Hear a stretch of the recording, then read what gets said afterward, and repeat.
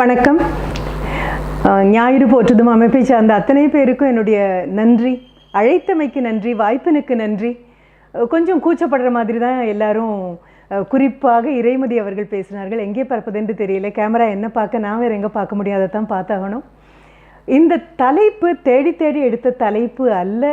ஒரு ஆசிரியராக இருக்கக்கூடிய என்னை துரத்தி துரத்தி வழிமடக்கி கொண்டிருக்கக்கூடிய ஒரு தலைப்பு.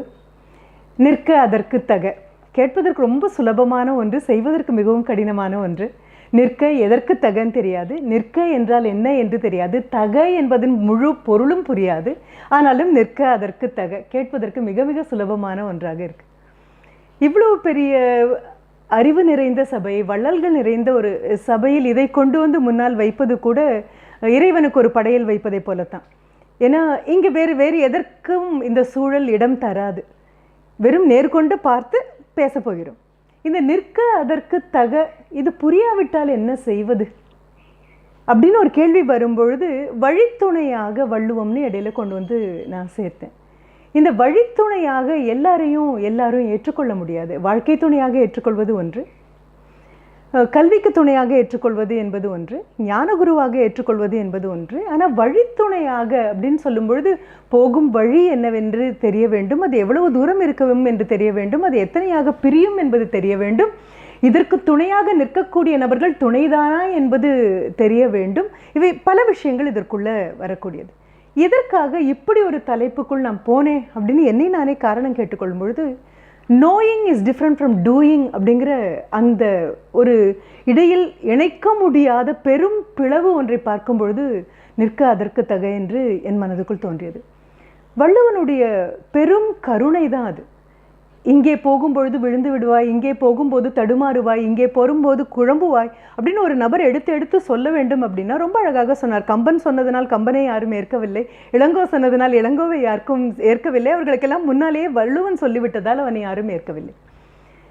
இப்போ இந்த இரண்டுக்கும் இடையே இப்படி ஒன்று வரும் என்று புரிந்து எச்சரிக்கை உணவோடு ஒரு நபர் சொல்கிறார் என்றால் அது அக்கறையின் மிகுதி, அன்பின் மிகுதி, பெருங்கருணை, வேறு எதுவுமே இல்லை. அந்த அக்கறை மிகுந்து போகும் பொழுது வள்ளுவன் எதிர்பார்த்த ஒன்று தான் இது. என்ன?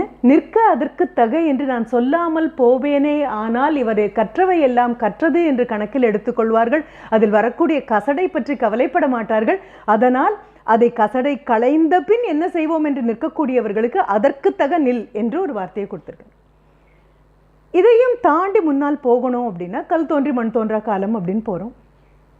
குத்துமதிப்பாக ஒரு 2000, ஏன்னா அதையும் தாண்டி பின்னால் போய் பார்க்க மாட்டோம், எட்டி பார்க்க மாட்டோம் என்ற ஒற்றை நம்பிக்கையினால் அதையும் தாண்டி போகலாம். வள்ளுவன் அதற்கும் முன்னால் போயிருப்பான். 2000 என்பது மேனாட்டு அறிஞர்கள் கண்டு அறிந்து சொன்னது. மேனாட்டு அறிஞர்கள் எதை சொன்னாலும் அது உண்மையாகத்தான் இருக்கும், உத்தமமாகத்தான் இருக்கும், சத்தியமாகத்தான் இருக்கும்.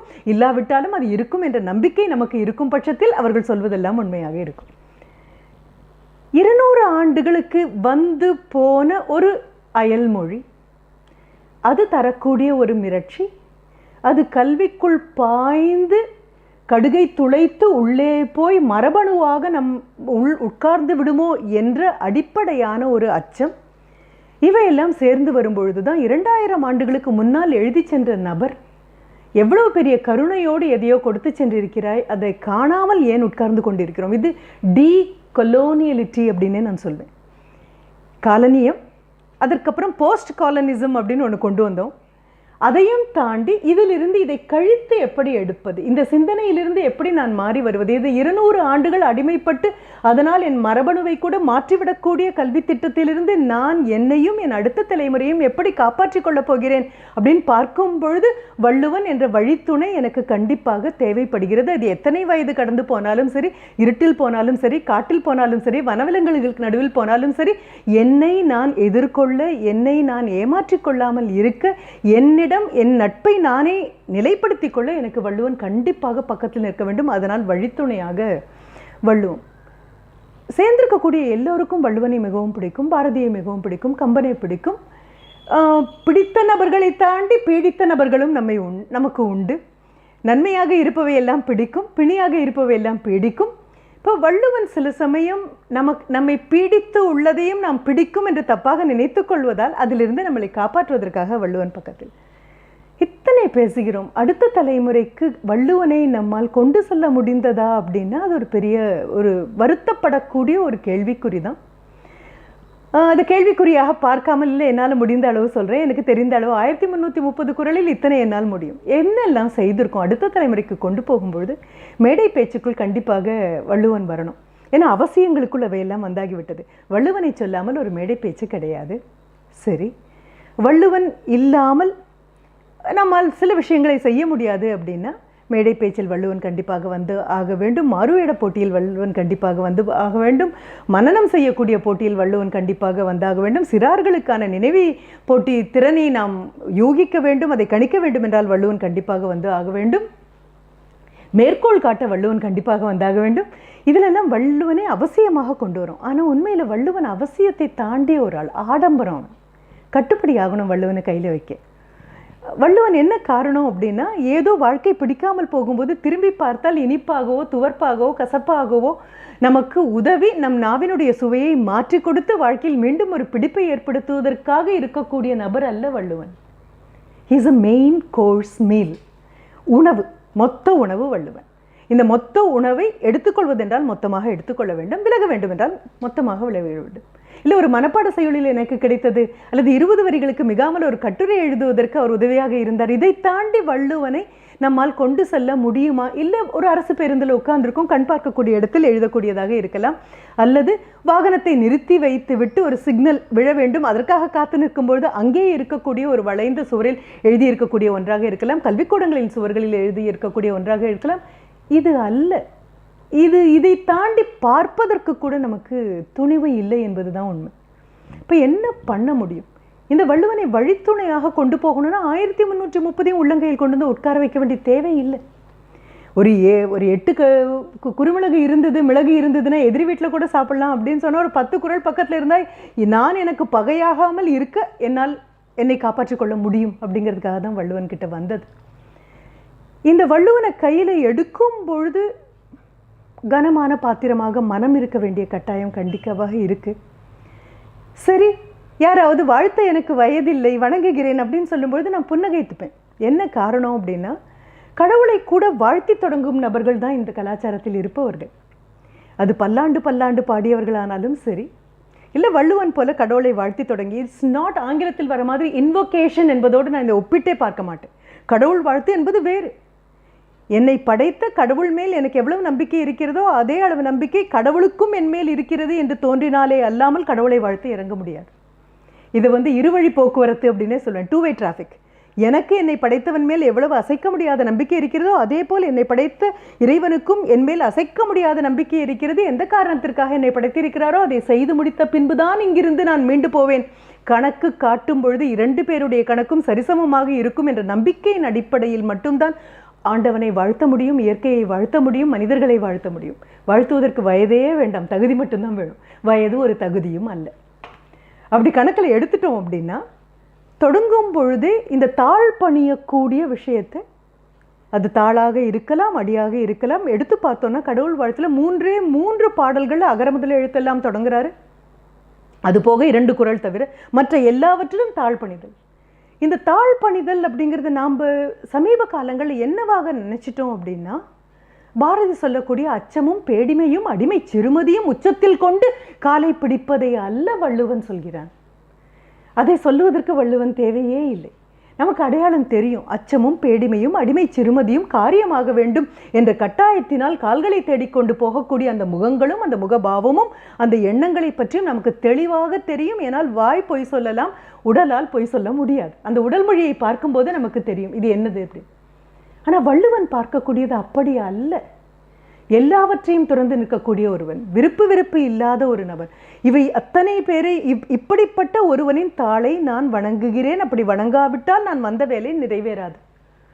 இப்போ இது நாம வாழ்க்கை துணையாக இருக்கக்கூடிய நபர்கள் குழந்தை செல்வம் பெற்ற பின்பு இதை வழித்துணையாக குழந்தைகளுக்கு கொடுத்தோமா அப்படின்னு தெரியல. அனுபவத்தாலும் ஞானத்தாலும் அறிவாலும் அறிவுரை வழங்கக்கூடிய அளவு தகுதியை வளர்த்து நிற்கக்கூடிய மூத்த தலைமுறையின் காலில் விழுந்து பூரணமாக அவர்களை ஆசையை பெற்றுக்கொள்வதில் உள்ள அந்த வரத்தை பற்றி குழந்தைகளிடம் நம்ம இன்னும் பேசவே இல்லை. இன்னும் அச்சப்பட்டு ஒதுங்கக்கூடிய நிலையில் தான் இருக்கும். அதனால தான் வள்ளுவனை தொடங்கும் போதே நான் முதல்ல இருந்து எடுத்துட்டேன். அதனால தான் நிற்க அதற்கு தகு. நாம் தெரிந்து கொண்டது வேறு, புரிந்து கொண்டது வேறு, செயல்படுவது வேறு. நம்ம எல்லாருக்கும் தெரியும். இது கூடாது என்று நகர்த்தி விட்டோம் அப்படின்னா நம்ம வரக்கூடிய அடுத்த பிரச்சனை இதனால் அறியும் நீதி என்னவென்றால் என்பது சொல்வதை நிறுத்தி வருடங்கள் ஆகிவிட்டது. இதனால் அறியும் நீதி என்ற போதனைகள் இனிமேல் வேண்டாம், அறிவுரைகள் இனிமேல் வேண்டாம் அப்படின்னு சொன்னா சட்ட புத்தகங்கள் இனிமேல் வேண்டாம். வந்து நிற்கும்போது சிகப்பாகவும் பச்சையாகவும் மஞ்சளாகவும் நீ போகலாம் நீ போகக்கூடாது என்று அனுமதி வழங்க மறுக்கக்கூடிய அந்த சாலை விதிகள் கூட நமக்கு வேண்டாம். வள்ளுவன் ஒரு சாலை விதி. எப்பொழுதெல்லாம் சிகப்பு எறிய வேண்டுமோ அப்பொழுதெல்லாம் எரிந்து, எப்பொழுதெல்லாம் பச்சை எறிய வேண்டுமோ அப்பொழுதெல்லாம் பச்சை எரிந்து, எப்பொழுதெல்லாம் மஞ்சள் நிறம் மாற வேண்டுமோ அதெல்லாம் வருபவர்கள் மதிக்கிறார்களா, மிதிக்கிறார்களா, கடந்து போகிறார்களா, இதை பற்றி எந்த கவலையும் இல்லாமல் நின்ற இடத்திலிருந்து நிலை தடுமாறாமல் நின்றபடி செய்ய வேண்டியதை செய்து கொண்டே இருக்கக்கூடிய ஒரு நபருக்கு நாம் வரக்கூடிய இந்த இடைவெளி புரிந்திருப்பதால் மட்டும்தான் கற்க கசடு அற கற்றவை கற்றபின் நிற்க அதற்கு தக. குழந்தைகளுக்கு இந்த 200 ஆண்டுகளில் கல்விக்குள் வந்திருக்கக்கூடிய மாற்றங்கள், தடுமாற்றங்கள், ஏமாற்றங்கள் இவை அத்தனையும் சேர்த்து தான் நான் சொல்கிறேன். எதை கல்வி என்று கொடுக்கிறோமோ அது கல்விதானா? கல்விக்கூடங்கள் தருபவை கல்விதானா? அது கசடு இல்லாமல் தான் இருக்கிறதா? பரிசோதனைக்கு ஆட்படுத்தி விட்டோமா? நாம் செய்த பரிசோதனையிலிருந்து அது மீண்டு வெற்றி பெற்று வந்து விட்டதா? இதை பற்றி நமக்கு எந்த விதமான கவலையும் இல்லை. அடிப்படை தகுதி ஆசிரியருக்கும் அந்த பாடநூலுக்கும் இருக்குமே. ஆனால் குழந்தை பெறுவது கல்விதான். நான் கொடுக்கும் பணத்திற்கு வாங்கக்கூடிய it has become a commercial product.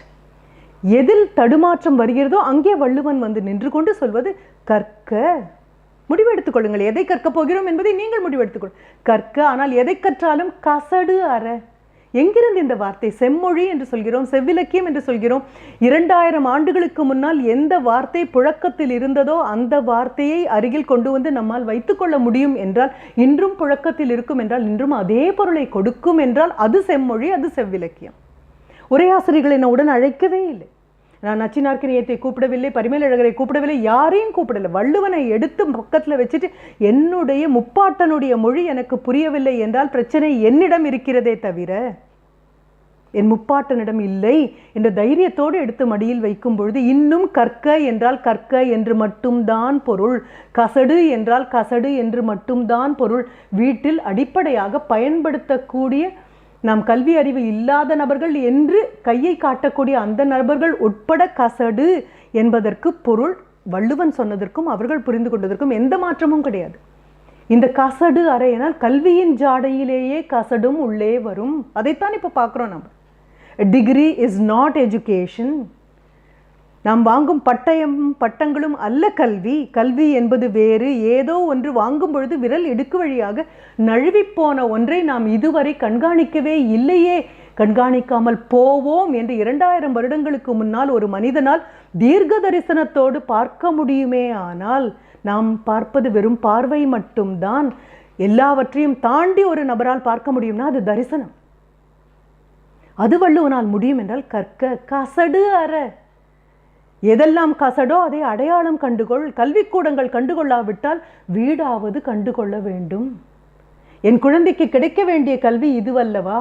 ஒரு வாய் சோறு ஊட்டுவதற்கு முன்னால் அதை ருசி பார்த்து விட்டு இது என் குழந்தைக்கு உகந்ததா என்று பார்க்கக்கூடிய தாய், 10 மாதம் கர்ப்பத்தில் சுமக்கும் பொழுது என் குழந்தைக்கு ஒவ்வாததை நான் உண்ண மாட்டேன் என்று சொல்லக்கூடிய தாய், அப்போ உணவில் அவ்வளவு முடியும் என்றால் உணர்வில் அதைவிட கவனமாக இருக்க வேண்டாமா? இப்போ கற்க கசடு அற. கசடு அற கற்ற பின். கசடோடு கற்றால் அது கல்வி அல்ல. கசடு அறன்னு அவ்வளவு அழகாக முன்னால் கொண்டு வந்து வச்சிருக்கு. கற்க கசடு அற கற்றவை கற்ற பின். அப்புறம் என்ன பண்ணணும்? அதுதானே கேள்வி. கற்ற பின்னோடு நம்ம நிறுத்திட்டோம். Knowing is different from doing. Knowledge is different from wisdom. அறிவு வேறு, ஞானம் வேறு. எது அறிவாக கிடைத்ததோ அதன் வழி நடந்தால் மட்டும்தான் அது ஞானம். அறிவோடு நிறுத்திவிட்டால் அது பூரணமாகாது, பொலியக்கூடிய தன்மை இல்லை. அதைவிட கடுமையான ஒன்றினால் அபாயம் விளைவிக்கக்கூடிய ஒன்றாக இருக்கும். Little learning is the most dangerous. மிகவும் அபாயம் தரக்கூடியது என்ன? கல்வி பரிணாம வளர்ச்சி பெற்று அறிவு என்பது முழுமை அடைந்து ஞானமாக போய் சேராமல் நின்று விடுமே. ஆனால் அந்த கல்வி பயன் தராது என்பது மட்டுமல்ல, அபாயகரமானது என்பதுதான். எவ்வளவு எவ்வளவு காலத்திற்கு முன்னால் ஒரு ஒரு நபரால் இதை கணக்கிட முடியும். அதுதான் பெரிய ஆச்சரியம். நிற்க மாட்டோம் என்று தெரியும். நிற்பது என்றால் என்ன? தள்ளாடினாலும் நிலை தடுமாறினாலும் கால்கள் வேறு இடத்தில் ஊன்றிவிடாமல் நிற்கக்கூடியது. ஒற்றை காலில் நின்றாலும் நின்ற இடத்திலேயே நிற்க உங்களுக்கு முடியும் என்றால் கல்வி அந்த மன உறுதியை தருமையானால், முதுகெலும்பை தருமையானால் நிற்க எதற்கு தக? கசடு அற கற்ற கல்விக்கு தக. கல்விக்கு தகவே இல்லை, கசடு அற கற்ற கல்விக்கு தக. இதை நம்மளால் நம்ம குழந்தைட்டு சொல்ல முடியுமா? ஒரு 10 குறள் உள்ளங்கையில் வச்சா போதும், 10 குறள் இருந்தால் போதும். அப்போ கல்வி அவ்வளோ பெரிய விஷயமா? எழுமைக்கும் ஏமாப்புடைத்து, ஆஹா நன்றி. மம்மர் அறுக்கும் மருந்து, ஆஹா பெரிய நன்றி. வள்ளுவன் சொல்கிற அத்தனையும் நான் எடுத்துக்கிறேன். ஏன்னா எப்பொருள் யார் வாய் கேட்பினும் சரி, அதில் மெய்ப்பொருளை நான் காணணும் அப்படின்னு சொன்னால் யார் சொன்ன வார்த்தையும் நான் வள்ளுவனில் வைத்து உரைத்து பார்ப்பேன். அப்போ வள்ளுவன் என்பது உரைகள். உரைகளில் எங்கேயும் உரைத்து பார்க்க வேண்டிய தேவையில்லை. வள்ளுவன் செய்து சொன்னது சத்தியமான உரைத்து பார்க்க மாட்டேன், அவனே உரைகள். அப்போ யார் சொன்னதும் உண்மையா பொய்யா என்பது அதனுடைய தகுதியை உரைத்து பார்க்கக்கூடிய உரைகளான வள்ளுவன் என்கிட்ட சொல்றான். நீ எவ்வளவு கற்ற நபராக இருந்தாலும், எத்தனை பட்டங்கள் பெற்ற நபராக இருந்தாலும், கற்றதனால் ஆய பயன் என்கொல். வேற ஒன்றும் கேட்கலவன். கற்றதனால் ஆய பயன் என்கோல் வாளறிவன் நற்றாள் தொழாரெனின். இதை விட எனக்கும் மேலே இருக்கக்கூடிய ஒரு பிரபஞ்ச சக்திக்கு நான் பதில் சொல்லி ஆக வேண்டும், அதற்குத்தான் கல்வி என்னை தயார்படுத்துகிறது அப்படிங்கிற அந்த ஞானம் வந்துவிட்டால் பின் நமக்கு எது வேண்டும்? பாரதி கிட்ட போய் கேட்கலாம். நம்ம இந்த ஞானம் வந்தால் பின் நமக்கு எது வேண்டும்? சரி, இப்போ இந்த ஞானம் வர்றதுக்கு என்ன பண்ணணும்? நிற்க அதற்கு தக தனியாக நிற்குது. கற்றவை கற்றபின் அப்படிங்கிறது இடையில இந்த ஒரு தொங்கு பாலம் மாதிரி. இதை இணைக்கிறதுக்கு நான் என்ன பண்ணணும்? என்னுடைய அறிவை ஞானமாக மாற்றுறதுக்கு நான் என்ன பண்ணணும்? வழித்துணையாக இந்த வள்ளுவனை தவிர வேறு யாரும் கிடையாது. இந்த வள்ளுவனை என்னுடைய கைத்தடியாக நான் ஊன்றிக்கொள்ளப் போவதில்லை. கையில் ஒரு விளக்காக என் முன்னால் போகக்கூடிய இருளை போகக்கூடிய நபராக ஏற்றுக்கொள்ளப் போவதில்லை. நீங்கள் தமிழால் இணைவோம்னு சொல்றீங்க இல்லையா? வள்ளுவனை முழுமையாக ஏற்றுக்கொண்டால் தமிழாய் இணைவோம். தமிழ் இணைப்பு மொழி அல்ல. It is not our identity, it is our consciousness. அது என் அடையாளம் அல்ல. அடையாளங்களை மாற்ற முடியும். அடையாளங்கள் நீங்கள் வசிக்கும் நாட்டிற்கு சொந்தமாக இருக்கலாம், உங்கள் பழக்க வழக்கங்களுக்கு சொந்தமாக இருக்கலாம், உங்கள் பண்புக்கு சொந்தமாக இருக்கலாம். உங்கள் மரபு அணுவில் எழுதப்பட்டிருக்கக்கூடிய அந்த ஒரு எழுத்தும் தமிழாக இருக்குமே ஆயின் தமிழால் இணைய மாட்டோம், தமிழாய் இணைவோம். அது மொழி அல்ல, அது வாழ்க்கையை பார்க்கக்கூடிய ஒரு கண்ணோட்டம், அது ஒரு தரிசனம். It is a consciousness. அடையாளம் அல்ல, புற அடையாளம் அல்ல, அக அடையாளம் அல்ல. நான் வந்தால் தமிழ் வருகிறது என்று தெரிய வேண்டும். நான் வாயை திறக்காவிட்டாலும் தெரிய வேண்டும். என் செயல்பாடுகளால் தெரிய வேண்டும், என் உடல் மொழியால் தெரிய வேண்டும். அப்படிங்கிற ஒரு நிலைமைக்கு வந்தோம் அப்படின்னா மனசை எடுத்து கையில் வைக்க முடியலையே. மனதை எடுத்து கையில் வைக்கும் பொழுது அடுத்த நிமிடம் வள்ளுன்னு சொல்கிறான், தூய்மையாக இருக்கான்னு முதல்ல பாரு, அப்போத்தான் நிற்க அதற்கு தக முடியும். போகும் பாதை சுத்தமாக இல்லை என்றால் சுத்தம் செய்ய வேண்டும். நடக்கும் கால்கள் சுத்தமாக இல்லை என்றால் சுத்தம் செய்ய வேண்டும். அப்போ மாசு அப்படின்னு சொல்லினா நீங்கள் சொல்கிற எந்த மாசும் உங்ககிட்ட வரவே இல்லை. மாசு என்று அடையாளப்படுத்தி அந்த மாசை கட்டுப்படுத்த என்னெல்லாம் செய்ய வேண்டும், அதை மாற்றுவதற்கு என்னெல்லாம் செய்ய வேண்டும் என்று விரல் விட்டு என்று வாரியங்களை உருவாக்கி இருக்கக்கூடிய நம்மை விட்டு விலகி வள்ளுவன் வந்து சொல்லக்கூடியது இன்னொன்று, மனத்துக்கண் மாசிலனாதல். இந்த மனத்துக்கண் மாசிலனாதல் அனைத்து அரண் ஆகுல நீரப்பிற. அரண் பிறவாமல் இருக்கணும் அப்படின்னா என்ன பண்ணணும்? இப்போ மனத்துக்கண் மாசிலன் அப்படின்னா இந்த மாசை மாற்றக்கூடிய வாரியங்கள் எங்கேயாவது இருக்கிறதானே இனிமேல் தான் தேடணும். அடுத்தது அவன் சொன்னான், எனக்கு மாசுனா தெரியலையே, பொதுவாக பேசுறியே, முப்பாட்டன்கிட்ட கேட்கக்கூடியது தான். மடியில் உட்காந்து பொதுவாக மனத்துக்கண் மாசிலன் அப்படின்னா எனக்கு என்ன மாசுன்னு தெரிஞ்சாமல் அதை மனதுக்குள்ளே வச்சுட்ருக்கேன். தெரியாமல் தானே அது மனதுக்குள்ளே இருக்குது. அதை எப்படி எடுத்து சொல்கிறது அப்படிங்கிறதும் தெரியும் இல்லையா? அப்படி வரும்போது ஒரு விஷயம் புரிஞ்சுக்கணும். உலக இலக்கியங்களை 2 விதமாக நம்ம பிரிக்கிறோம். ஒன்று வெறும் குறைகளை மட்டுமே சுட்டி காமித்து விட்டு போகக்கூடியது. மருத்துவர்கள் இருக்கிறதுனால நான் சொல்கிறேன், டயக்னாஸ்டிக் அப்ரோச். இதுதான் பிரச்சனை, இதுதான் பிரச்சனை, இதுதான் பிரச்சனை. அப்படி வரும்போது இலக்கியத்துக்கும் அந்த பார்வை உண்டு. டயக்னாஸ்டிக் அப்ரோச் அப்படின்னு சொல்லுவோம். என்ன இங்கே பிரச்சனை, எங்கே இங்கே நோய், எதனால், இது போதோடு நிறுத்திடுவோம். இப்படிப்பட்ட இலக்கியம் அந்த காலத்துக்குள் கட்டுண்டு போகும். நீங்கள் எந்த இலக்கியத்தை எந்த காலத்தை வேணாலும் எடுத்து பாருங்கள். காலத்திற்குள் கட்டுண்டு போன இலக்கியம் எல்லாமே என்ன செய்திருக்கும் அப்படின்னா குறைகளை சுட்டி காட்டி விட்டு விலகி இருக்கும். It is called diagnostic literature which is contained by the age. காலத்திற்குள் நிற்கக்கூடியது. ஆனால் இன்னொன்று இருக்கு, காலத்திற்குள் கட்டுப்படாமல் காலத்தை கட்டுப்படுத்தக்கூடிய இலக்கியம்னு ஒன்று இருக்கு. அதற்கு என்ன பேர் தெரியுமா? தெரப்பியூட்டிக் லிட்ரேச்சர் அப்படின்னு சொல்லுவோம். கியூரட்டிவ் லிட்ரேச்சர் அப்படின்னு சொல்லுவோம். நிவாரணங்களை சொல்லித்தரக்கூடிய இலக்கியம். குறையை சுட்ட எல்லாரும் முடியும், அந்த குறையை போக்கிக் கொள்ள மார்க்கங்களையும் தர முடியும் என்றால், if it can suggest a panacea for all maladies, இருக்கக்கூடிய எல்லா நோய்களுக்கும் அதனால் ஒரு மருந்தை தர முடியுமே ஆனால் அது காலத்தை கட்டி போட்டு காலத்தை கடந்து நிற்கக்கூடிய ஒரு இலக்கியம். அதனால தான் அதை வழித்துணையாக கையில் எடுத்துக்கலாம் அப்படின்னு சொல்லக்கூடியது. வரப்போகக்கூடிய பேராபத்து என்னவாக இருக்கும் தெரியாது, பேரிடர் என்னவாக இருக்கும் தெரியாது. அப்படி இருக்கும்போது காலத்தால் கட்டுண்ட ஒரு இலக்கியத்தை விட காலத்தை கட்டி போட்ட ஒரு இலக்கியத்தை கைவசம் நம்மால் எடுத்துக்கொள்ள முடியுமே ஆனால் அது வழித்துணையாக இருக்கும். இப்போ எனக்கு மாசு என்றால் என்ன என்று தெரியவில்லை அப்படின்னு சொல்லி வள்ளுவன் கிட்ட சொல்லிட்டோம் அப்படின்னா, அடுத்த நிமிடம் அவன் வந்து பக்கத்தில் உட்காந்து மாசுன்னா உனக்கு என்னன்னு தெரியலையா, இப்போ சொல்லித்தரேன். அழுக்காறு, அவா, வெகுளி, இன்னாசொல், இது 4 தான். இந்த 4ம் எந்த மனதுக்குள் வந்ததோ அந்த மனம் அறம் பிறழ்ந்து போயிடும். அறம் பிறழாமல் இருக்கத்தானே அதுதானே நிற்க அதற்கு தக. அப்போ இந்த அறம் பிறழ்ந்து போகும் அப்படின்னா அழுக்காறு, அவா, வெகுளி, இன்னாசொல், இது புரியணுமே நமக்கு. அன்றாடம் வாய்ப்பாடு சொல்கிற மாதிரி பழமொழிகள் வழக்கொழிந்து போயின, வாய்ப்பாடுகள் வழக்கொழிந்து போயின. இப்போ ஒரு காலத்தில் நம்மளை கேட்கும்போது 8 அப்படின்னா 40ன்னு சொல்ல மாட்டோம், 1 8 8 2 8 16ன்னு தொடங்குவோம். ஆனால் மனதில் படிந்து படிந்து படிந்து அது என்னவாக மாறிடும் அப்படின்னா, சொப்பனத்தில் தூக்கத்தில் எழுப்பினால் கூட 8 அப்படின்னா 40ன்னு சொல்லி திரும்பி படுப்போம். அந்த அளவுக்கு அது என்னவாக போயிருக்கும், it would have gone into your subconscious. நான் அதனால தான் சொன்னேன், அடுத்த தலைமுறைக்கு கொண்டு போகும்போது எது மாசு என்று சொல்லிக் கொடுக்க வேண்டிய பெரும் பொறுப்பில் இருக்கிறோம். என்ன காரணம், மாண்டிசோரி அவர்கள் சொல்லக்கூடியது போல, உளவியல் நிபுணர்கள் சொல்லக்கூடியது போல, 7 வயது வரை இருக்கக்கூடிய குழந்தைகளின் மனது நெகிழித்தன்மையோடு இருக்கும். பிளாஸ்டிசிட்டி அப்படின்னு சொல்கிறோம், அது நெகிழித்தன்மையோடு இருக்கும். அதற்கு பின்னால் நீங்கள் சொல்லிக் கொடுக்க எதையும் அது உள்வாங்கிக் கொள்ளாது. ஏன் என்று கேள்விகள் கேட்க ஆரம்பிக்கும். அந்த 7 வயதுக்கு பின்னால் நீங்கள் உள்ளே அனுப்புவது எல்லாமே திணிக்கப்படக்கூடிய விஷயங்களாக இருக்கும். அப்படி திணிக்கப்படக்கூடிய விஷயமாக அது இருக்கும் பட்சத்தில் repetitive use alone can make it get into. தலைக்குள் அது போக வேண்டும் என்றால் மீண்டும் மீண்டும் வாய்ப்பாடு மீண்டும் மீண்டும் எழுதியது மாதிரி, பழமொழிகளை சொல்லிக்கொண்டே இருந்தது மாதிரி, விரல்களால் மறுபடியும் ரோட் மெமரி, மசில் மெமரி என்று சொல்லுவோம், மறுபடியும் இம்போசிஷன் பள்ளிக்கூடத்தில் கொடுத்துருப்பாங்க. எதுக்காக எழுதினேன், ஏன் ஒரு வார்த்தையினுடைய ஸ்பெல்லிங் எனக்கு தெரியல அப்படின்னு அடுத்த நிமிஷம் எழுதி பார்ப்போம். அப்போ என் அறிவை விட என் விரலுக்கு அறிவு இருக்கா, இல்லையே, ஒரு செல்லிலிருந்து உருவானது தானே எல்லாம். அப்போ இந்த கைகளுக்கு சில சமயம் தெரியலாம் அப்படின்னு. அப்போ மீண்டும் மீண்டும் வள்ளுவன் வீட்டின் புழக்கத்திற்குள்ளும் பழக்கத்திற்குள்ளும் வருவானே ஆனால் வழித்துணையாக குழந்தைகிட்ட அவனை கொடுத்து அனுப்ப முடியும். ஒரு காலத்தில் வீட்டில் கேட்பாங்க, கட்டி கொடுத்த சோறும் கற்றுக் கொடுத்த வித்தையும் எவ்வளவு நாளைக்கு வரும் அப்படின்னு சொல்லுவாங்க. அதனால தான் நான் வழித்துணைன்னு கேட்டது. பாராட்டும் பொழுது அப்படின்னு சொன்ன போது கூட நான் நினைச்சேன், வள்ளுவன் தான் மறுபடியும் வரும். அல்லவை தேய அறம் பெருகும் நல்லவை நாடி இனிய சொல்லி. அல்லவையை அழிக்க நம்மால் முடியாது, ஆனால் அது தேய்க்க நம்மால் முடியும். முற்றிலுமாக அது அழியாமல் போகும், ஆனால் தேய்ந்து போகும். எப்பொழுது தேய்ந்து போகும், பயன்பாடு இல்லாமல் போக போக தேய்ந்து போகும். அறிவு நீங்கள் அறிவியல் சார்ந்து டார்வினுடையது படி கொண்டு வந்தாலும் எது பயன்பாட்டில் இல்லாமல் போகிறதோ அது அற்று போகும், இல்லாமல் போகும். அப்போ அல்லவை தேய வார்த்தையை கொண்டு வச்சாச்சு.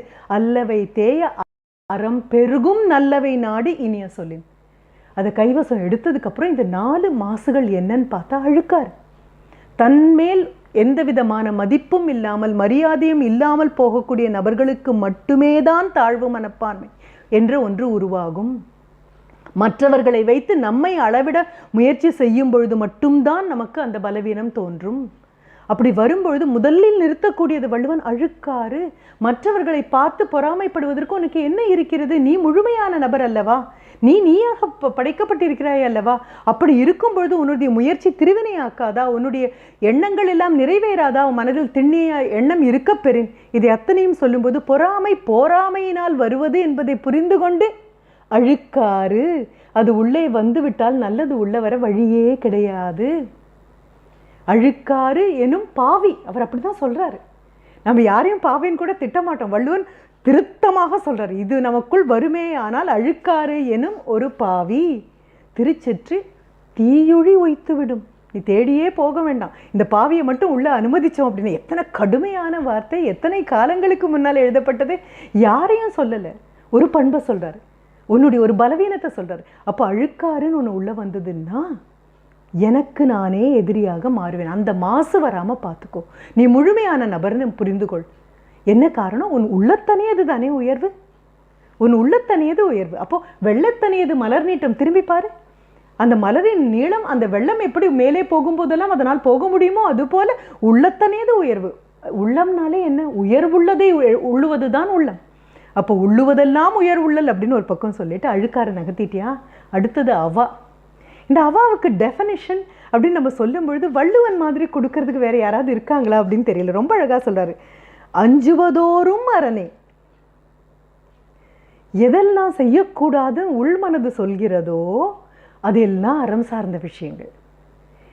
Doubt means don't. இதை செய்யக்கூடாதோ, இதை செய்யக்கூடாதோ, காலை எடுத்து வைக்கும்போது அது தவறான வழி அல்லவா? இந்த வார்த்தையை சொல்வதற்கு முன்னால் இல்லையே இது நீ சொல்லக்கூடாது, இந்த செயல் இது நீ செய்யக்கூடாது அப்படின்னு உள்ளத்திற்குள் அஞ்சுவதஞ்சாமை பேதமைன்னு அவர் சொல்லும் பொழுதே அஞ்சுவதோறும் அரணை. எதை குறித்தெல்லாம் உனக்கு அறம் சார்ந்த அகத்தில் ஒரு அச்சம் தோன்றுகிறதோ அவையெல்லாம் நல்ல செயல். இல்லை என்றால் ஒருவனை வஞ்சிப்பதோறும் அவா. இதைவிட அவாவுக்கு யாராவது நல்ல விளக்கம் கொடுக்க முடியுமா? மற்றவர்கள் வீழ, மற்றவர்களுக்கு தீவினை செய்யக்கூடிய எல்லாம் உன்னுடைய அவா. பேராசை வேறு, பெரிய ஆசை வேறு. இந்த பெரிய ஆசை அப்படிங்கிறது எண்ணியர் எண்ணியாங்க எய்துவர், எண்ணியர் திண்ணியராக பெறின். ஆனால் அந்த பேராசைன்னு வரும்பொழுது இந்த இதற்கு இடையில் உள்ள வேறுபாடு தெரியாமல் போய்விட்டால் என்ன ஆவது என்பது அஞ்சுவதோறும் அரணே. ஒருவனை வஞ்சிக்கணும்னு முடிவு பண்ணிட்டீங்கன்னா அது அவா. அப்போ அழுக்காருன்னா என்னன்னு தெரியும், அவானா என்னன்னு தெரியும், வெகுளி. நமக்கு இந்த பாரதியார்கிட்ட ரொம்ப பிடிச்சது அப்படின்னு நம்ம எடுத்தோம் அப்படின்னா அடுத்த நிமிடம் ரௌத்திரம் பழகு. சாந்தமான பாரதியாரை ஒரு நாளும் சந்திக்க நாம் தயாராகவே இருந்ததில்லை. நெற்றியில் தீட்டப்பட்டது, அது நெற்றிக்கண் மாதிரி ஒரு நெற்றியில் தீட்டப்பட்ட திலகமாகட்டும், அந்த முறுக்கிவிட்ட மேசையாகட்டும், புருவ நெறிப்பாகட்டும், அடுத்த நிமிடம் நாம் சொல்லக்கூடியது ரௌத்திரம் பழகு. நமக்கு வருவது ரௌத்திரம் அல்லனாவது ஒரு நிமிஷம் யோசிச்சு பார்த்துருப்போமா? ஒரு சாதாரணமாக இயலாமையின் காரணமாக வரக்கூடிய எரிச்சலுக்கு ரௌத்திரம் என்று பெயர் கிடையாது. வந்து போகக்கூடிய கோபத்திற்கு ரௌத்திரம் என்று பெயர் கிடையாது. ரௌத்திரம் என்பது ராஜகுணம். நம்ம மன்னராட்சி வேண்டான உடனே அதையும் வேண்டான்னு விட்டுட்டோம்னு நினைக்கிறேன். அதனால தான் இந்த அறச்சீற்றம் அப்படின்னு அதுக்கு ஒரு தனியாக ஒரு பேர் கொடுத்துருக்கோம். அறம் சாராமல் வரக்கூடிய சீற்றத்திற்கு ரௌத்திரம் என்பது பெயர் அல்ல. ஏன்னா இந்த ரௌத்திரம் பழகுன்னு சொல்லக்கூடிய பாரதி இன்னொன்னையும் பழகுன்னு சொல்லியிருக்கான். வள்ளுவன் பின்னால் வந்ததுனால என்ன அப்படின்னா, உங்களுடைய ஐம்பொறிகளையும் ஆட்சி கொள். ஐம்பொறி ஆட்சி கொண்ட நபர்களுக்கு ரௌத்திரம் பழக முடியும். ஒருமையுள் ஆமை போல் ஐந்தடக்கல் ஆற்றின் உங்களுக்கு அறச்சீற்றம்னா என்னன்னு தெரியும். தெரியாமல் வரக்கூடிய எல்லாவற்றையும் ரௌத்திரம் என்று தப்பாக கணக்கு போடுவது தப்பாக மட்டுமல்ல, நமக்கு சாதகமாக கணக்கு போட்டுக்கொண்டு ஆம் இதுதான் ரௌத்திரம் இல்லை. அப்போ அவர் சொல்லக்கூடிய சினம் என்பது வேறு, வெகுளி என்பது வேறு.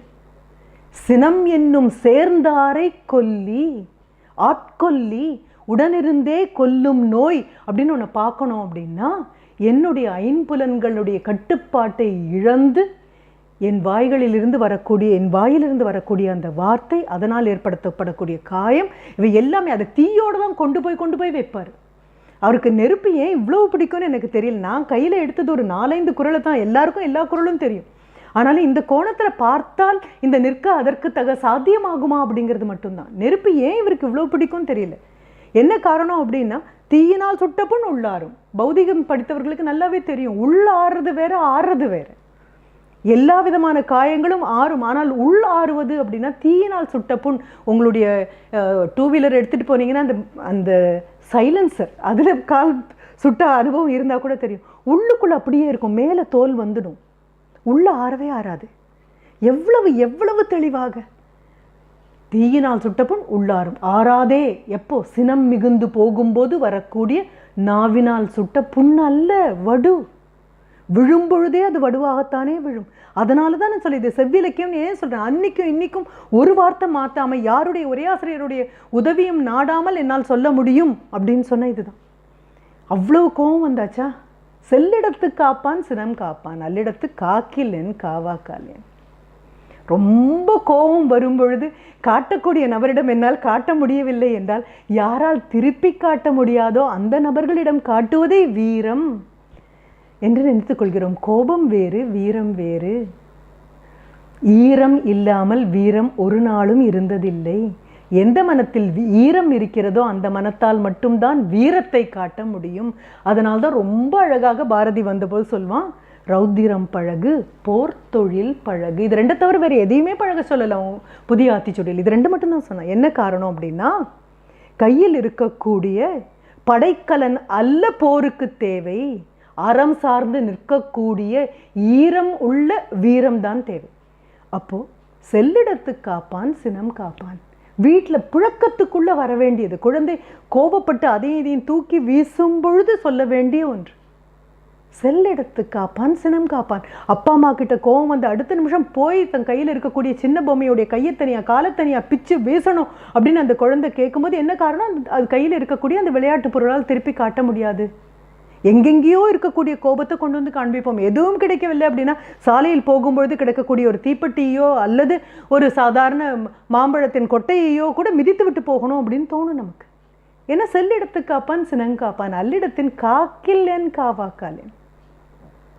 எத்தனை ஒரு கோழத்தனத்தை தானே கொண்டு வந்து சொல்கிறேன். அதனால தான் சொல்கிறேன், ஈரம் இல்லா மனதில் வீரம் வர சாத்தியமே இல்லை. அப்போது சினம் வெகுளியாச்சா. அப்புறம் இன்னா சொல். இந்த இன்னா சொல் வரும்பொழுது வள்ளுவன் எவ்வளவு பக்கத்தில் வந்து நெகிழற மாதிரி இருக்கு. அவன் வந்து சொல்லும் பொழுது அதுதான் தொடங்கும்போது, அல்லவை தேய அறம் பெருகும் நல்லவை நாடி இனிய சொல்லின் இனிய உளவாக இன்னாத குரல் கனி இருப்ப காய் கருந்துட்டு. வேற எதுவுமே சொல்லலை. இந்த ஒரு 10 குறள்களை உங்களால் கைவசம் வைக்க முடியும்னா எங்கேயோ புறப்பட்டு போகக்கூடிய குழந்தைக்கு உங்களால் வழித்துணையாக கட்டுசோறாக கற்றுக் கொடுத்த கல்வியாக இதை கொண்டு போக முடியும். குழந்தைகள் பக்கத்தில் வந்து நிற்கும்போது வீட்டில் பேசப்படக்கூடிய வார்த்தைகள் எதிர்கொலித்து என்ன காரணம் என்றால், ஒரு சொல் என்பது மந்திரம். எந்த வீட்டில் எந்த சொற்கள் மீண்டும் மீண்டும் புழக்கத்திலும் வழக்கத்திலும் இருக்கின்றனவோ அவை கொண்டு வரக்கூடிய உணர்வுகளால் மட்டுமே அந்த வீடு நிரம்பும். நல்ல சூழலை கொண்டு வர வேண்டும் என்றால் நல்ல வார்த்தைகள் வந்தே ஆக வேண்டும். ஏதோ கோபத்தில் பேசிட்டேன்னு சொல்றதுக்கான அனுமதி கிடையாது. கட்டுப்பாட்டை விட்டு போவதற்கு எந்த விதமான அனுமதியும் நமக்கு கிடையாது. இதை புரிந்து கொண்டு உள்ள வரும்பொழுது ரொம்ப அழகாக வள்ளுவனுடைய ஒவ்வொன்றையும் எடுக்கேன். குழந்தைகிட்ட சொல்லுங்க எது அறம் அப்படின்னு சொல்லும் பொழுது, வகுப்புக்கு போகும் பொழுதோ மற்றவர்களோடு பழகும் பொழுதோ தவறுன்னு தெரியும், உள் மனசு சொல்லும். நம்ம தெரியாமல் பண்ணிட்டேன் அப்படின்னு நம்ம சொல்கிறதுக்கெல்லாம் ஒரே ஒரு பொருள் தான், ஊருக்கு தெரியாமல் பண்ணிட்டேன், யாருக்கும் தெரியாமல் பண்ணிட்டேன், அவ்வளோதான். இது ஜெயகாந்தன் கூட ரொம்ப சிரிச்சிட்டு சொல்லக்கூடிய ஒன்று என்ன அப்படின்னா, அவர் சொல்வார், முதல்ல பண்ணும்போது இந்த உள்ளுக்குள்ளேருந்து மனசு சொல்லும், பண்ணாதே பண்ணாதே, தப்பு பண்ணாதே அப்படின்னு சொல்லும். எனக்கு தெரிந்து இதுதான் சம்பவாமி யுகே யுகேன்னு நான் நினைக்கிறேன். மனதிற்குள் இருக்கக்கூடிய அறம் தாழ்ந்து அறமற்ற தன்மை மனதுக்குள் ஓங்கும் பொழுது, தர்மம் குலைந்து அதர்மம் மேலே வரும் பொழுது, வெளியிலே அல்ல உள்ளுக்குள் என் மனதிற்குள் செய்யக்கூடாது என்று உள்மனது சொல்லும் போதும் செய்யலாமே என்று நினைத்து அதை நான் மேலே கொண்டு வரும் பொழுது, கெடுவன் யான் என்றறிக தன் நெஞ்சம் நடுவொரி அல்ல செய்யின். வேற ஒன்றும் அவர் சொல்லலை. இதற்கு எந்த விளக்கத்துக்கும் யாரிடமும் நம்ம போக வேண்டிய தேவையே இல்லை. எனக்கு புரியாத மொழியில் என் முப்பாட்டன் பேசி இருக்க முடியாது, புரிந்து கொள்ள நான் முயற்சி செய்யவில்லை என்பதுதான். கெடுவன் யான், ஐயோ செய்யக்கூடாத ஒன்றை செய்ய துணிகிறேனே, நான் கெட்டழிவேனே என்று மற்றவர்கள் சொல்ல தேவையில்லை. என்ன சொல்லும் என்பது மனது அறிந்து கொள்ள வேண்டும். என்பது அறிக நெஞ்சம் நடுவொரி அல்ல செய்யின். நடுவு நிலைமையிலிருந்து தடுமாறி செய்ய முற்பட்டால் உள்மனதிலிருந்து உள்ளே இருந்து ஒரு குரல் கேட்கும். அகச்செவி மூலமாக அந்த குரலை என்னால் கேட்க முடியும் என்றால் அடுத்த நிமிடம் நான் புரிந்து கொள்வது என்ன தெரியுமா? மறந்தும் பிறன் கேடு சூழற்க. நமக்கு மறதி ஜாஸ்தி இல்லையா? வள்ளுவன் அதையும் வந்து சொல்றாரு. எவ்வளவு கிண்டல்! எனக்கு அதுதான் தோணுது. யாராவது இந்த தெரப்பியூட்டிக் லிட்ரேச்சர் அப்படின்னு சொல்லும் பொழுது நிவாரணங்களை கொண்டு வந்து தரக்கூடிய மருந்தாக பயன்படுத்தக்கூடிய ஒரு இலக்கியம், எவ்வளவு கிண்டல் அதுக்குள்ளே வருது, எவ்வளவு கேலி வருது. ஏன்னா நம்ம அடுத்த நிமிடம் சொல்லுவோம் மறந்து போச்சு அப்படின்னு சொல்லுவோம். அதனால் அவர் சொல்றது மறந்தும் பிறன் கேடு சூழற்க. ஏன்னா அவனவன் கேடு சூழும் பொழுது அதுக்கு மறதியே வராது. நமக்கு பிறன் கேடு சூழும் பொழுது அதுதான் சூழ்ச்சி தான். மறந்தும் பிறன் கேடு சூழற்க சூழின். இந்த என்பிலதனை காயக்கூடிய வெயில் இருக்கு இல்லையா, அது வந்துடும். அப்புறம் என்ன? அறம் சூழும் சூழ்ந்தவன் கேடு. இது ஒரு 10 குறள் கைவசம் போதும். 10 குறள் இருந்தால் போதும். ஏன்னா இது இல்லை அப்படின்னா அடுத்த நிமிஷம் அவர் சொல்லுவார், நான் சொன்னேன் யாருக்கும் தெரியாமல் அப்படின்னு. யாருக்கும் தெரிய வேண்டாம். எல்லாரையும் வெளியே தள்ளி கதவை அரைந்து சாத்தி விட்டு தனியாக உட்கார நமக்கு பரிபூர்ணமான உரிமை இருக்கிறது. ஆனாலும் நம்மோடு தானே நம்ம உட்கார்ந்தாகணும். நம்மையும் தூக்கி வெளியில் போட முடியாது. அப்போ வள்ளுவன் பக்கத்தில் வந்து காதுகிட்ட சொல்லக்கூடியது, தன்னெஞ்சு அறிவது பொய்யற்க. நீ வேற யார் நெஞ்சும் அறிய வேண்டாம், தன்னெஞ்சு மொபைல் கோர்ட் ஒன்று உள்ளுக்குள்ளே உட்காந்துருக்கு இல்லையா, இதை அமைதிப்படுத்தணுமே, இதுகிட்ட இது சொல்கிற புலம்பலை கேட்கணுமே, இதனுடைய புகாரை கேட்கணுமே.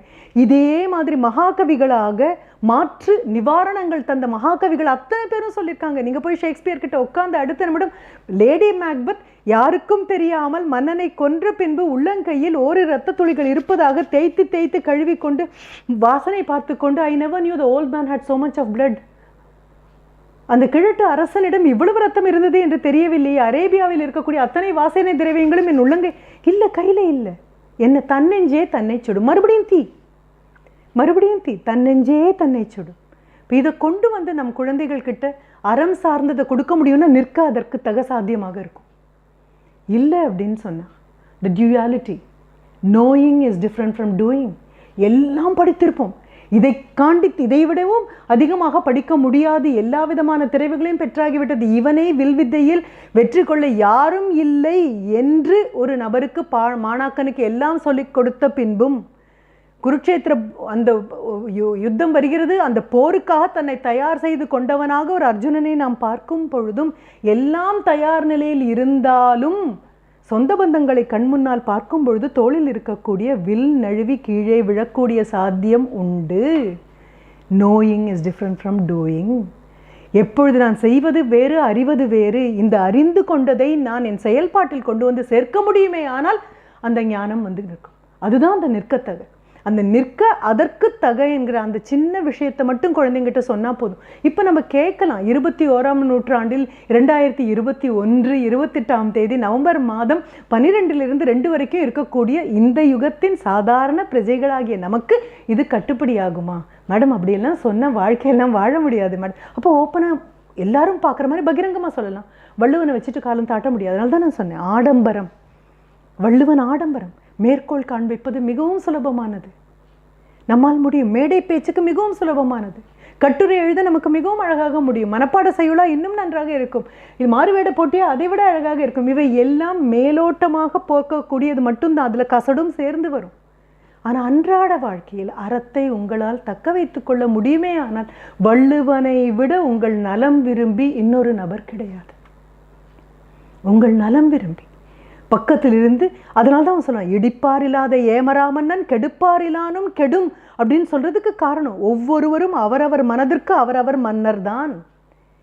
என்னுடைய அறிவுக்கு நான் தான் ஆட்சியில் இருக்கக்கூடிய, நான் தான் பொறுப்பு, என் அறிவுக்கு நான் தான் காவலன். இடித்து சொல்லும் இல்லாத ஒரு ஏமராமன்னராக நான் மாறுவேனே ஆனால் வள்ளுவன் என்ற வழித்துணை குழந்தைங்களுக்கு எடுத்து கொடுங்க. வீட்டில் உங்களுக்கு தெரிந்த, நான் எனக்கு பிடித்ததுன்னு கூட எடுக்கலை, இந்த வழித்துணையாக இந்த ஒரு பானை சோற்றுக்கு ஒரு சோறு பதம்னு சொல்கிறது நான் வள்ளுவனில் ஒத்துக்கவே மாட்டேன். ஒரு பானை சோற்றுக்கு பதம் வேணால் ஒரு சோறு இருக்கலாம், ஆனால் பசியாரணும்னா ஒரு பானையும் தின்னு தான் ஆகணும். வெறும் பதம் பார்த்து விட்டேன் அப்படின்னு ஒரே ஒரு பருக்கை எடுத்துட்டுலாம் போக முடியாது. ஒரு பானை சோறும் தேவைப்படும். இப்போ வள்ளுவன்லேருந்து ஏதோ நாள வீட்டில் அன்றாடம் அன்றாடம் அன்றாடம் மந்திரம் போல நம்மால் சொல்ல முடியுமே ஆனால் குழந்தை கலங்கி வந்து நிற்கும் பொழுது, நாம் கலங்கி வந்து நிற்கும் போது, தெளிவில்லாமல் நிற்கும் பொழுது திரும்பி பார்த்தோம் அப்படின்னா, நான் அப்பொழுதே சொன்னேனே, நிற்க அதற்கு தகன்னு சொன்னேனே, அது நீ அதற்கு தக நிற்காமல் போகும்பொழுது உன்னெஞ்சே உன்னை சுடும் என்று சொன்னேனே, அல்லவையை நாடி போகாமல் அல்லவையை உன்னால் விளக்க முடியுமே ஆனால் நல்லவற்றை மட்டுமே பார்க்க முடியுமே ஆனால் அன்னப்பறவை எத்தனை நாளைக்கு உதாரணமாக காண்பிக்க போகிறோம்? பாலும் தண்ணீரும் கலந்து வைத்தால் அப்படின்னு, கலந்து வைன்னு அன்னப்பறவை சொல்லவே இல்லை. கலந்து வைக்கணும்னு சோதனைக்கு அதை ஆட்படுத்தணும்னு தோன்றியது நமக்கு மட்டும்தான், அந்த சூழ்ச்சி தோன்றியது நமக்கு மட்டும்தான். அன்னப்பறவை பாலுக்காக நம்மிடம் வந்து நிற்கவே இல்லை. பாலில் தண்ணீரை கலக்கக்கூடிய மனிதன் என்று நமக்கு மட்டும்தான் தெரியும். அதிலும் நல்லதை மட்டும் அதனால் எடுத்துக்கொண்டு செல்ல முடியும் என்றால் உதாரணத்துக்கு காட்டக்கூடியது கூட அந்த அன்னப்பறவையின் மேன்மையை பற்றி அல்ல, அந்த மேன்மையை செய்வதற்காக கீழிறங்கிய நமது தன்மையை பற்றி. இதை கையில் கொண்டு வர முடியும் அப்படின்னா அவங்கவுங்க வீட்டில் எடுத்துக்கோங்க. என்ன கிடைத்தாலும் வள்ளுவன் கொட்டி கொட்டி கொடுத்துருக்கான். எந்த உரையாசிரியர்களும் வேண்டாம். இந்த தேதிக்கு இந்த நிமிடத்தில் அவனுடைய ஒத்தொத்த வார்த்தையும் எடுத்து பதம் பிரித்து பார்த்தோம் என்றால் அதனுடைய நம்முடைய பரிணாம வளர்ச்சி மிக அழகாக இருக்கும். அந்த ஞானம் நமக்கு வரும். நிற்க அதற்கு தக அதனால தான் சொன்னேன், எடுத்துக்கொண்டால் முழுமையாக எடுத்துக்கொள்ளுங்கள், வேண்டாம் என்றால் முழுமையாக வேண்டாம் என்று வைத்து விடலாம். அவசியத்திற்காக வள்ளுவனை எடுப்பது அல்ல. வள்ளுவன் என்பவன் ஆடம்பரம். குழந்தைக்கு சொல்லுங்க, வள்ளுவன் சாப்பிட்டு உட்காரும் பொழுது பக்கத்தில் ஒரு சின்ன குவளையில் நீரும் ஒரு ஊசியும் வைத்திருக்க வேண்டும். இதெல்லாம் கதையாக இருக்கலாம், கற்பனையாக இருக்கலாம். ஆனால் எனக்கு அந்த கற்பனை செய்த அந்த நபரை வாழ்த்துகிறேன். என்ன காரணம் அப்படின்னா, கற்பனையில் கூட விபரீதங்கள் இல்லாமல் நல்ல விளைவுகளுக்காக சில பேரால் கற்பனை செய்ய முடியும் என்றால் கொண்டாட வேண்டும். கீழே உதிர்ந்து ஒரு மணி விழுமையானால் அதை ஊசியால் எடுத்து அதை அந்த தண்ணீரில் கழுவி சாப்பிட ஒரு நாள் கூட அது விழுந்தது இல்லை, பரிமாறும்போது ஒரு நாள் கூட அதை பயன்படுத்தவும் இல்லை. சொல்லி முடியுங்க. குழந்தைகளுக்கு பிடிக்கும். ஏன்னா நம்ம என்ன பண்ணுறோம், யாரோ விளைவித்து கொண்டு வந்து கிடைக்காமல் கிடைத்த ஒரு உணவுப் பொருளை பிறந்த நாள் அன்று வெட்டி முகம் முழுவதும் பூசிக்கொள்வதை ஒரு கலாச்சாரமாக 200 வருடங்களுக்குள் நாம் கண்டுபிடித்திருக்கிறோம் என்றால் 2000 வருடத்திற்கு முன்னால் போன வள்ளுவனை நாம் என்ன செய்தோம்? நாம் வாங்கிக்கொள் கடை விரித்தோம் கொள்வார் இல்லை என்று இனி கூவி பயனில்லை. அடுத்தது, ஏதோ பேசுகிறோம், 100 பேரில் 10 பேர் கேட்டால் போதுமே, நான் ஒத்துக்க மாட்டேன். 10 பேர் தான் கேட்க போகிறாங்கன்னா அந்த 10 பேரை தனியாக என் வீட்டுக்கு கூப்பிட்டு அவங்ககிட்ட பேசிட்டு போயிடுவேன். எதற்காக 100 பேரை கட்டி இழுக்கணும்? 10 பேர் முன்னால் செல்ல 90 பேர் பின்னால் இழுக்க நாடும் நகராது, நாமும் நகர முடியாது. இனி கொடுத்ததுக்கு அப்படியே முற்பகல் தந்தீங்கன்னா பிற்பகல் தன்னை போல விளைந்து வரணும். ஒரு நபர்கிட்ட சொன்னால் 1000 பேர்கிட்ட போகணும். அப்போத்தான் ஞாயிறு போற்றுதும். ஞாயிறு போற்றுதும் எதற்காக சொல்கிறோம்? உலகம் முழுவதும் பாரபட்சம் இல்லாமல், இன வேறுபாடு இல்லாமல், மத வேறுபாடு இல்லாமல், நல்லவர் கெட்டவர் என்பதை பார்க்காமல் பொது உடைமையோடு ஒரு கண் முன்னால் தெரியக்கூடிய கடவுளாக நிற்கக்கூடிய ஞாயிறை போற்றாமல் எதை போற்றுவேன்? மாமழை போற்றுதும் பொழியக்கூடிய நான் எப்படிப்பட்ட நபருக்காக பொழிய? நல்லார் ஒருவர் உளரேல் அப்படின்னு நாம் சொல்லலாம். ஆனால் நல்லாரை பார்த்து அல்ல மழை பொழிகிறது. மழை பொழியும் இடத்தில் நல்லார்கள் இருக்கிறார்கள். அப்படிதான் எடுத்துக்கொள்ளணும். எல்லாவற்றையுமே முரண்பட்டு எடுத்துக்கொண்டு சாதகமாக. அப்போ கண்டிப்பாக வள்ளுவன் வழித்துணையாக வந்தால் சௌகரியமாக இருக்காது. கண்டிப்பாக சௌகரியமாக இருக்காது. ஏன்னால் மனசாட்சியை எடுத்துக்கொண்டு குற்றபோதம் வந்து கொண்டே இருக்கும். மீண்டும் மீண்டும் சுட்டி காமித்து விருந்தாளிகள் வீட்டுக்கு வந்தால் கவனிக்காமல் விடக்கூடிய குழந்தை அம்மாவை ஏதோ வீணை மீட்டுவது போல தொட்டு கூப்பிட்டு கொண்டே இருப்பதை போல வள்ளுவன் தொட்டு கூப்பிட்டு கொண்டே இருப்பான். முடிந்த அளவு, இயன்ற அளவு, என் நெஞ்சுக்கு நான் நேர்மையான நபர் என்று புரியும் அளவு, யாரிடமும் போய் நியாயப்படுத்த வேண்டிய தேவையில்லாத அளவு வள்ளுவனை கையில் கொண்டு போக முடியும் நம்மால். மிகவும் கனமானவன். அறம் கனமானது தானே. அறத்தை சுமந்து செல்பவர்கள் எல்லோருமே கனவான்கள் தானே. அவர்களைத்தானே கனவான்கள் என்று சொல்லணும். அப்போ அறத்தை நம்மால் சுமந்து செல்ல முடியுமே. ஆனால் நம் குழந்தைகளுக்கு பார்க்கும் பொழுது தெளிய வள்ளுவனின் வழி செல்லக்கூடிய பெற்றோராக இருக்க முடியுமே. ஆனால் 200 ஆண்டுகளில் ஏற்பட்ட சேதத்தை தாண்டி 2000 ஆண்டுகளுக்கு முன்னால் நின்ற ஒரு மேருமலையாக நின்ற அந்த நபரை நம்மால் கொண்டு போக முடியும். குழந்தைகள் கேட்கலாம், தோன்றி புகழோடு தோன்றுக அப்படின்னு சொல்லிட்டானே வள்ளுவன். பிறக்கும் போதே ஒருத்தரால் இல்லை, வள்ளுவன் தோற்றத்தையும் பிறப்பையும் பிரித்து காட்டிய நபர். நாம தான் ஒன்றா சேர்த்துக்கிட்டோம். பிறப்புக்கும் எல்லா உயிருக்கும்னு சொல்லும்போது அவன் பிறப்புங்கிற வார்த்தை அவனுக்கு தெரியும். பிறப்பெனும்னு தொடங்கும்போது பிறப்புங்கிற வார்த்தை தெரியும். பிறப்பு வேறு, தோற்றம் வேறு. பிறப்பு வேறு, தோற்றம் வேறு. வாழ்க்கையில் வாழ்வாங்கு வாழ்ந்து மற்றவர்களுடைய கவலைகளுக்கெல்லாம் நிவாரணம் தந்து போன மனிதர்கள் எல்லாம் பிறப்புக்கும் இறப்புக்கும் இடையில் வருபவர்கள் அல்ல. அவர்களை பற்றி எழுதும் பொழுது கூட தோற்றம் மறைவு அப்படின்னு தான் நம்ம எழுதும். பிறக்கும் பொழுது எல்லாரும் ஒரே மாதிரி தான் மாற்றோம். ஆனால் அந்த பிறப்பை தோற்றமாக மாற்றணும் அப்படின்னா அது எண்ணியர் எண்ணியாங்கே இதுவர் எண்ணியர் திண்ணியாக பெரு தோற்றமாக. அப்படி பல பேர் இருக்கக்கூடிய அவையில் தோன்ற வேண்டிய ஒரு சூழல் வருமேயானால் தாய் இதை பற்றி கவலையே பட மாட்டா. தாய் ஒரு மூலையில் சான்றோன்னு என கேட்கணும். வேறு எது கேட்டாலும் ஈன்ற பொழுதின் பெரிதுவக்க மாட்டா. நம்ம தாய் கேட்டவுடன் இல்லை. என்ன காரணம்னா சோர்விலாள் பெண் அவருக்கு. அதுதான் இது இந்த காலத்தில் ஒத்து வருமா? இது எதையுமே நான் கேட்கல. தற்காத்து சரி, தற்கொண்டான் பேணி தகை சார்ந்த சொற்காத்து இதெல்லாம் நகர்த்துங்க. சோர்விலாள் பெண் வினைச்சி அப்படிங்கிறார் அவர். வினைச்சி எப்பொழுதும் செயலில் இருக்கக்கூடிய பெண். அந்த பெண்மையை விட பெருந்தக்க யாவுல. அப்போ அம்மாவுக்கு வந்து பார்க்க வேண்டாம், காதுல கேட்டா போதும், என் பையன் சான்றோனா தானே இருப்பான். என்ன காரணம்? தகப்பன் அவையத்து முந்தி இருப்ப செய்தாகிவிட்டது. அந்த அவையில் தோன்றில் முந்தி இருக்க தகப்பன் செய்து விட்ட பின்பு எண்ணோற்றான் கொல்லெனும் சொல்லு ஊர் சொல்லணும்னா தோன்றில் புகழோடு தோன்றுக. எல்லோர் முன்னாலும் வந்து நிற்கக்கூடிய தகுதியை வளர்த்து கொண்ட பின் அதை தோற்றமாக மாற்றுக, அல்லெங்கில் அது பிறப்பாக மட்டுமே தான் இருக்கும். எப்படி போனாலும் வள்ளுவனிடம் பதில் இருக்கு. என்ன கேட்போம் என்று வள்ளுவனுக்கு தெரியும். எப்படியெல்லாம் நழுவ நாம் முயற்சி செய்வோம் என்பதும் வள்ளுவனுக்கு தெரியும். ரொம்ப அழகாக இப்போல்லாம் நீங்கள் மல்டிநேஷ்னல் கம்பெனிஸ்க்கு நீங்கள் ப்ரெசன்டேஷன் அப்படின்னு சொல்கிறீங்க இல்லையா, இந்த ப்ரெசன்டேஷன் டெக்னிக்கெல்லாம் வள்ளுவன்கிட்ட கேட்கணும். He will plug all the holes. எங்கே கேள்வி வருமோ அங்கெல்லாம் அடைச்சு கடைசியில் உள்ளங்கைக்குள்ளே கொண்டு வந்து உங்களை வச்சுட்டு கண்ணுக்கு கண் பார்த்து உங்களை கேட்கக்கூடிய ஒரே கேள்வி இது மட்டும்தான். உனக்கு கிடைத்த அழகான வாய்ப்பை என்ன செய்ய போகிறாய்? இந்த கேள்விக்கு பதில் இருக்க வேண்டும் என்றால் வழித்துணையாக வள்ளுவனை துணிச்சலோட கையில் எடுத்துக்கலாம். முதுகெலும்பு அதுக்கு கண்டிப்பாக வேணும். ஆனால் அதற்காகத்தானே இருக்கோம் நம்ம.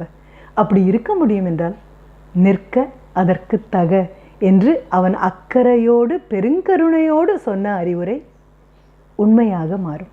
வாய்ப்பினுக்கு நன்றி. வணக்கம்.